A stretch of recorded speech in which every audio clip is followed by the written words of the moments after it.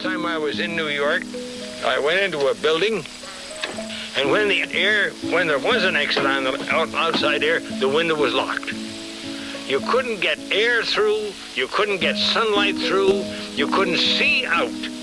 Well, it's just exactly like being in a dungeon.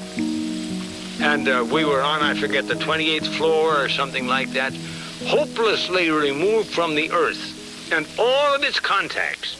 And the only thing, you have the telephone and the electric light and this utility and that utility for which you pay through the nose.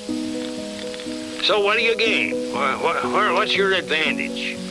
Well, 2 weeks a year or 3 weeks a year, you go to Maine or you go here or you go there and have a vacation, and then you say, well, back to the slave pen. Back to the slave pen. Back to the whip. Back to the tyranny of doing things in themselves are really not worth my doing. Now, I enjoy cutting this. This is waste. This rejected peat brush is waste. I've been cutting this up for an hour this morning. I had a thoroughly good time doing this. I would rather do this than play tennis or golf or anything that you can mention, and I certainly would rather do this than watch television or listen to neighboring gossip about nothing in particular. I had a real nice time. Fresh air, sunshine, costing-less.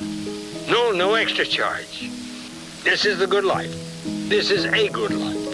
And as far as I'm concerned, there isn't anything that you can offer me. If you offer me a large sum of money and say, here's such and such a sum of money, buy yourself what you want. And my answer is, there's nothing I want, there's nothing I need.